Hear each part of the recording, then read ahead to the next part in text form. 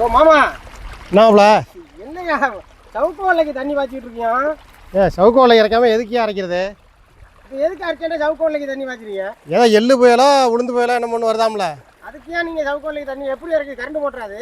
Current மோட்டரில் எவ்வளோ வருது? வாடகைக்கு இஞ்சி எடுத்து வச்சு டாய்லெட் வச்சு அரைச்சிக்கிட்டு இருக்கையா? போய் பாரியா அந்த தோலை இருக்குங்கயா. வாடகை இன்ஜினா? பாரியா நீ வாடகை இன்ஜினியா? அது எள்ளு புயலும் இல்லை உளுந்து புயலும் இல்லை எள் நினம் அது வர்றது இருக்கட்டும்.